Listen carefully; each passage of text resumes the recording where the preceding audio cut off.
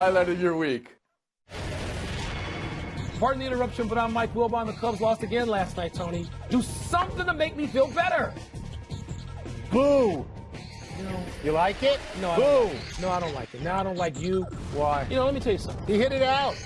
He's good. You can't walk the guy before Jason Turner. You can't do it. How about Justin Turner? Jason. I know a Jason Turner from somewhere. Do you? Oh, I just thought of where I know him from. I don't think you Justin Turner. Yeah. You can't walk the guy before him. Why is John Lackey in the game then? We don't have any pitchers left. Really? No Do you have Wade Davis? I told you that. Do you have Wade Davis? Arm fell off. Welcome to PTI, boys and girls. In today's episode, the Jets don't score, the Chiefs don't win, and the Cubs can't hit. They can't. But we begin today with Aaron Rodgers. The great Green Bay quarterback was hit late yesterday by Minnesota's Anthony Barr, but not that hard. Anyone thought this would happen. And this is that Rodgers broke his collarbone and will be out for a significant portion of this season, if not all of it. Wilbon, what does this injury do to the Packers and to the NFL? Well, it kills the Packers, even in a pretty mediocre division. Aaron Rodgers is the best player in that division.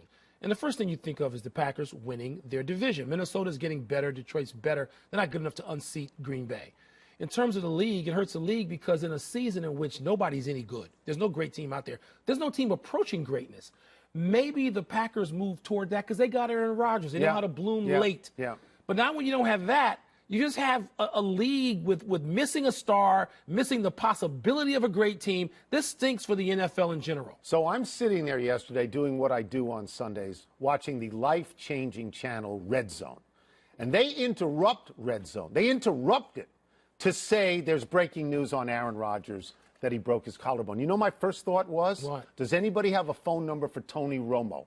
Because he's from Wisconsin and because he knows about broken collarbones. This thing, he's not just the best player in that division, Mike. He might be the best player in the league. He's the most important player to his team in the league. Because if Tom Brady goes out, Jimmy Garoppolo has won games in this league. Brett Hundley had not won any. That's right. He's not won any games. So they're finished. They're done. This reshuffles. I wouldn't go too far with that. This reshuffles the entire landscape of the NFC.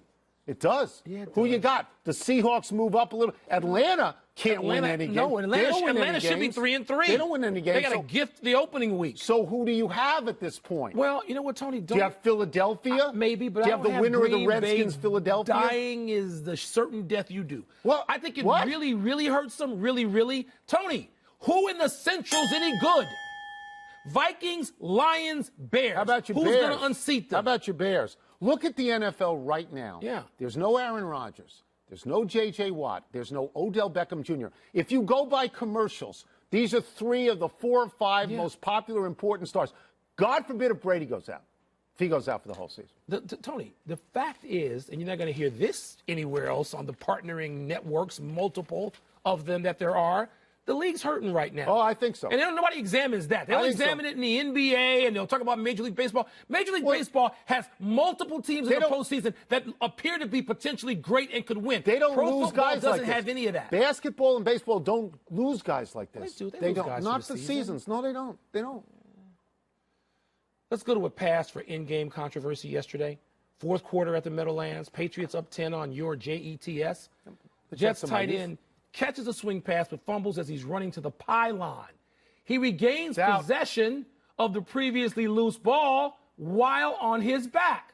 Result, touchback. Instead of a 3-point game, it's still 24-14. Patriots ball, game over. Tony, did the ruling the Zebras made here make sense to you? More importantly, don't sweat this out because the Jets covered. That's the most important thing the whole week. Look, the rule. What the rule is now, if I understand the rule correctly, you have to have possession as you go across, significant possession holding, and then when you land on the ground, you have to keep holding. I know that's mainly for pass receivers. Yeah, but that's when he's running. You don't. People stretch out to the pylon and lose the ball all the time. I thought that this was not a touchdown. Now, if you want to change the rule, I'm fine with that. Yeah. But under the way I understand the rule now, I didn't think he had possession, so it's not a touchdown. But he's already established feet in bounds, and he's now a runner. Both feet in bounds. He's running. So, therefore, you can make this ball out of bounds, Jets ball at the 1. You can do a lot of things. The touchback rule, which seems arbitrary and 150 years old, get that out. Get that out. You've got all these other ways of determining if who you should have didn't possession. give him a touchdown, what would you have done? I just told you I'd give him the ball at the one. I understand the rule was, Tony, the Zebras called it the way it's meant to be called. Right. That's all right. I'm saying is get rid of that rule. Meanwhile, can I point something out? It's out of step. The Patriots won that game, and for the sixth week in a row, I know where you're going. They gave up 300 or more yards passing. Yeah. You know how many times that's been done in the NFL? I think none. 0 would be the correct answer. They're the first. That's the worst pass defense in Western civilization. I know. What if Brady has a bad game? Then what? You can't. That's football today. What? He's the only guy who can't have a bad game? Football. Tony? I don't know. It is. I mean, we go back to that earlier hit on Aaron Rodgers. That wasn't some vicious hit where he took him and dunked him on his shoulder like the Green Bay Packers once did to Jim McMahon. Nobody launched themselves. It wasn't even a penalty. No. So this is the football you've got now. 300 yards for everybody. Chicken in every pot. 300 yards that the Patriots defense gives up to everybody. Not everybody gives that up. The biggest game result yesterday was that Pittsburgh went into Kansas City and smothered the previously unbeaten Chiefs 19-13. Ben Roethlisberger, who threw 5 interceptions the week before and then publicly and without any provocation doubted himself, threw only 1 pick yesterday and clearly commanded his team. Wilbon, does this end any worry about Ben Roethlisberger? You can go back and check the tape, as we often say. I didn't have any worries about Ben Roethlisberger. None. I wasn't listening to when he said he retired. I understand people can have feelings about a certain thing, and Ben puts his emotions out for public display a little bit more than some other quarterbacks, but I was never worried about him. I thought he would end up being Ben Roethlisberger in a week or two. Right. Clearly it happened in a week. Right. Because they went out and they beat Kansas City, and Kansas City had a bunch of players injured, but as we talked about, everybody's injured in the NFL now. Right. So good for the Pittsburgh Steelers, and maybe they're late blooming too. If we're going to talk about how the injury to Aaron Rodgers reshapes the landscape in the NFC, this does it in the AFC.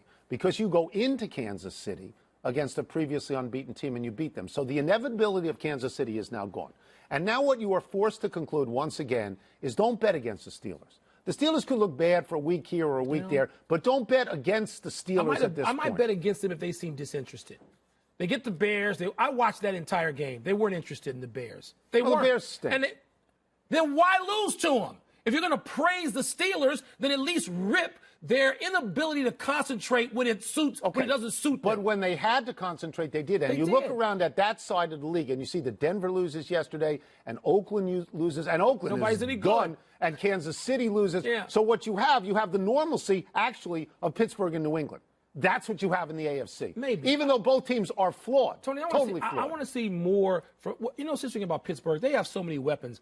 I wonder if they have figured out how to sort of marshal their resources. And I mean, everybody can't get the ball all the time. And maybe that's a problem for the Steelers because that seems like an embarrassment of riches offensively for a franchise not usually dependent on them. But I'm fine with Big Ben and was never worried about him. No, and I understand. And I understand you find it charming that Big Ben goes up and he says, I don't know if I have it anymore. And 2 days later, he says, who said I didn't have it anymore? No, you said it. You brought it up. No, like retirement. I might retire. And then he doesn't retire. He says, who said I was going to retire? I think you said it. You said you were going to retire. I told Ben you said it. He said it. You said it. Colin Kaepernick has filed a grievance against the NFL alleging collusion. Still out of work despite many inferior quarterbacks being hired over the last 6 months. The filing says, quote, the NFL and its owners have colluded to deprive Mr. Kaepernick of employment rights in retaliation for his leadership and advocacy of equality and social justice, close quote. Tony, what do you think of Kaepernick, who still wants to play in the NFL, taking this step? I don't think it hurts him. I mean, I think that it comes during a week when Roger Goodell is trying to craft a compromise about the national anthem protest that will allow the players to stand and still get what they want. And this, I think, reminds players that Colin Kaepernick, who's at the root of this, is still out of work. I was a little surprised that he went to a celebrity lawyer and not the NFLPA. I mean, if you want TMZ in your driveway, you go to Mark Garagos or you go to Gloria Allred. This is a very difficult thing to prove, Mike. I heard what you said. I heard what you said about their inferior quarterbacks. They are. But if you don't have a paper trail, if you don't have phone conversations, then, and you talk about Scott Tolzien stinks and Ryan Fitzpatrick isn't any good. But then what you are, you're not a lawyer. You're a sports talk radio show host. Well, because you have to prove something, and that's hard. Well, we've seen by the guy sitting at 1600 Pennsylvania Avenue that being loud and commanding media to your liking and all these newfangled ways that we don't associate with grievances and unions and the traditional way of sort of navigating them, it may be a new day too. And maybe Kaepernick's taking a page from somewhere else. I don't know how this is going to turn out. I don't. But the point is, it's a court of law. What you have to prove is that these guys conspired against you. Right. Now, both of us think he's been blackballed. Yes, I've been saying this since last January. Can you prove it? Can you prove that there is a conspiracy? You can prove it? You know what you should do? He should just walk in with some coaches' film, as they say, and show the bums that are in the NFL playing quarterback ahead of him. Right. That's my proof, and you drop the mic. You drop the mic. And you know what happens when you drop the mic? The judge says, disregard all of that nonsense. You don't know. You don't know that anymore. It's a new day. Well, I know that part. Do you? Yeah, you have to have testimony. You have to have evidence. Do you? And now, something dear to your heart, the Cubs. They lost their second straight game to the Dodgers yesterday as Justin Turner hit a three-run, hard for me to say, walk-off homer on the 29th anniversary of Kirk Gibson's walk-off homer. John Lackey threw the pitch. Wade Davis, the closer, wasn't even warming up. Lackey is a starter, and a starter prone to giving up home runs. Wilbon, do you blame Joe Madden for this loss? No, and it's stupid for anybody to blame Joe Madden. Don't tell me he should have pinch hit one of his left-handers and taken out. Stop. You know, the Cubs can't hit right now. And basically the 2, 3, 4 guys in that lineup, they can't literally get bat on ball. What the Cubs need is spring training. Bryant Rizzo and who's for? Bryant Rizzo and Contreras. Okay. They can't get bat on ball. They need spring training. They're young guys. Tony, these guys are in their second and third year, except for Rizzo, a lot of them. And even Russell, who hit a home run. And so, no, I'm not going to blame Madden. And he's got nowhere to go. He didn't want to put Wade Davis in there after making him throw his arm off almost Thursday night in Washington to get out of that series. There's no blame for Joe Madden. Lackey can't walk the previous hitter knowing that Justin Turner, whose red beard he can see out of the corner of his eye, is on deck 12 for 17 with runners in scoring position previous to that at bat. Joe Madden gets no blame, none for that. I know about bullpens because we've gone through this all year long. When I told you the Nats bullpen was no good, and at least the Cubs, what would I say to you? At least the Cubs had a closer in Wade Davis, but they can't get to him. The Dodgers have a great bullpen. The best. Yeah, well, the Dodgers and the Yankees. No, number one is the Dodgers. The Dodgers have a great bullpen. So if it goes to that point, the Dodgers are probably going to win the game. Yeah. You don't have Wade Davis in there because now these are two things that Madden has done. He got away with one, maybe he gets away with the second. He stretched out Aroldis Chapman last year in the World Series. Yes. Took some heat for that, but they won. It worked. He stretched out Wade Davis in Game 5 against the Nats because he had to. He had to. And they won that series. Now, you knew that they were not going to win. They had no chance of winning Game 1. Steal Game 2. But in Game 2. So Davis, this is a ninth-inning situation. He doesn't even have him warming up. No, he didn't have him warming up. That tells you he wasn't going to use him. Let me mention real quickly. Cubs starters in the postseason. They're good. This postseason. No. 1.99 ERA collectively for the starters. Very good. Bullpen, take a guess. 703. Yeah. 703. That's like an area code in Virginia, isn't it? Let's take a break. Coming up, the Yankees are also down 2-0. Do they have a better chance than the Cubs of getting back into it?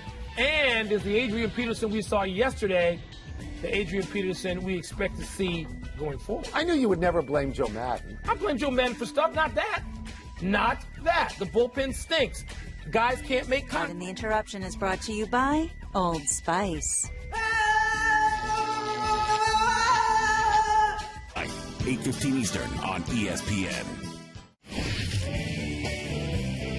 It's mail time where you pick the topics and we wonder, what have we done to deserve this? And let me get the first one. I hear sarcasm dripping there. I really do. You feel it dripping. You don't hear it dripping. I can hear it. Do you like the Yankees' chances of getting back into it? Tony, no, I actually do. There's this, tyranny of statistics that we live in these days under.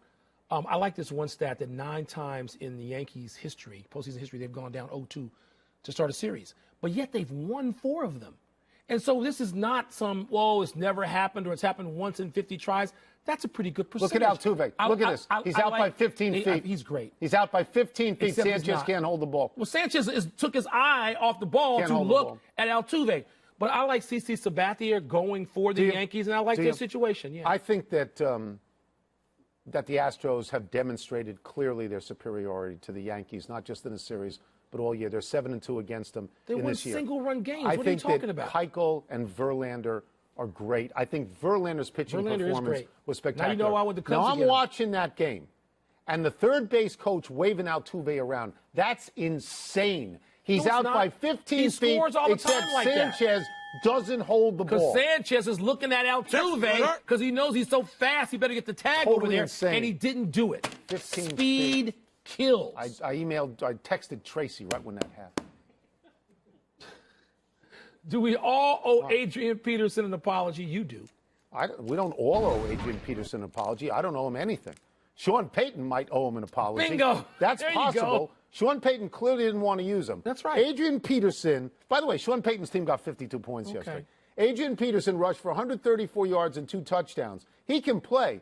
But Mark Ingram and Alvin Kamara, and I hope I pronounced that correctly, who were ahead of Peterson in New Orleans, they rushed for 189 yards and 2 touchdowns. So New Orleans got what it needed. Yeah, but the point is Peterson. Then why get him? Why get Peterson if you're not going to use him? If you don't want him, if you're the coach and the GM and they can't Alvin figure Kamara, this out. I had it wrong. So don't get Adrian Peterson. He's going to help Arizona, Tony, because the less Carson Palmer has to do, the better off Arizona's offense is.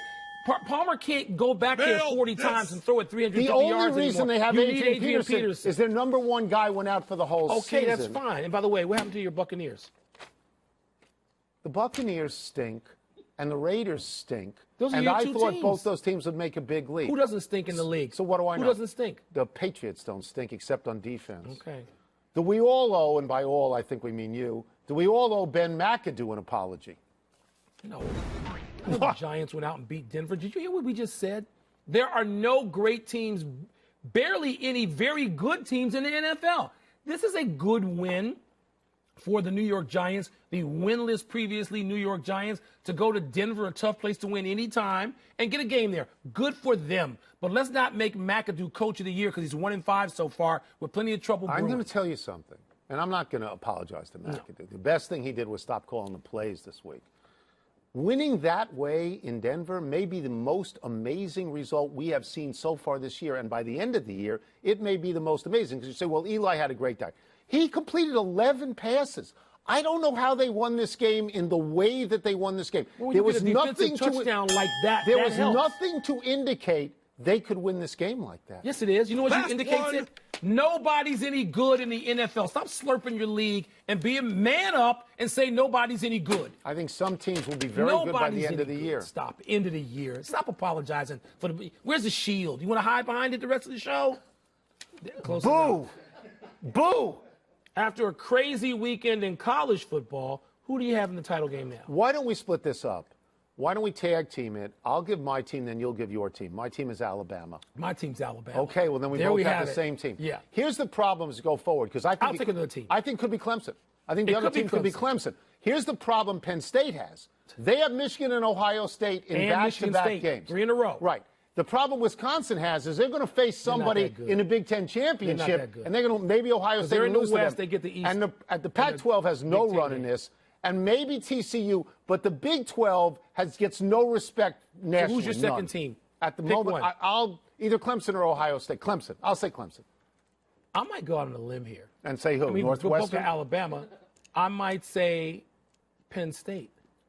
So I know the game's in the horseshoe. I know that, but they can still lose a game. If they beat Michigan, which is beatable, we've seen that. Michigan should have lost to Indiana. And if they beat Michigan State, and they lose to Ohio State in the horseshoe, they can still be the one-loss team that wins the Big Ten and gets a bid. So you're not going to pick Clemson, you're not going to pick Ohio State? No, I just picked Penn State. Enough email. Let's take one last break. Still to come, Tiger Woods swings the driver. I think he may be back, Mike. Okay, then. And the Brownies get beat by the quarterback they chose to not draft. You know which team isn't a good team? None of them. Cleveland. No.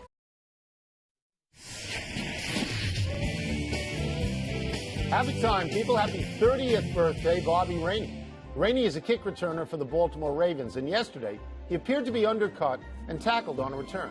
Everyone assumed he was down. Of course they did. But Rainey knew he'd been undercut by a teammate and never touched by a bear.